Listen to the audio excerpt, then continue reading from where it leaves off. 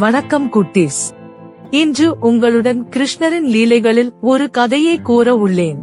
கதையின் தலைப்பு கிருஷ்ணன் மற்றும் காளிங்கன் சர்ப்பம்.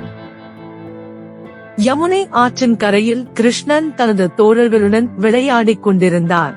அவர் தன் மந்திர மயக்கும் புல்லாங்குழலை ஊதிய போது விலங்குகள் கூட அவரின் இசையை கேட்டு துள்ளி ஓடின. அந்த யமுனை ஆற்றில் காளிங்கன் என்ற சிம்மக்கயல் சர்ப்பம் வாழ்ந்து வந்தது. அது யமுனையை தனது நச்சில் நிரப்பி அவர்களை அச்சப்படுத்தியது. கிருஷ்ணனின் தோழர்கள் பயந்து ஓடினார்கள். ஆனால் கிருஷ்ணன் மட்டும் நின்றார்.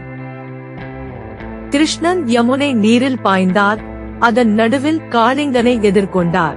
காளிங்கன் தனது நச்சு முழுமையாக கொண்டு வந்து கிருஷ்ணனை கொல்ல முயன்றது. ஆனால் கிருஷ்ணன் அதனை பார்த்து சிரித்தார். கிருஷ்ணன் காளிங்கனின் மீது ஏறி நடனம் ஆட ஆரம்பித்தார். காளிங்கன் வலிமையாக போராடியது.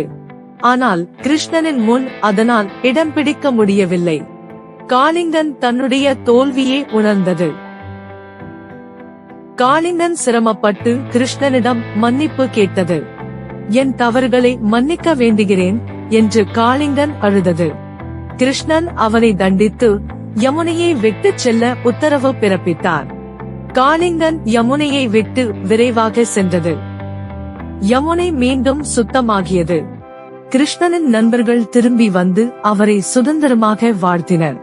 கிருஷ்ணனின் துணிச்சலும் நற்பண்பும் அனைவரையும் மகிழ்ச்சியடையச் செய்தது.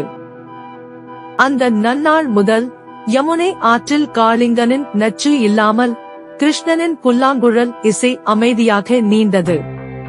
கிருஷ்ணனின் தைரியம், அறிவு எப்போதும் அனைவருக்கும் ஒளி வீசும் கதையாக மாறியது.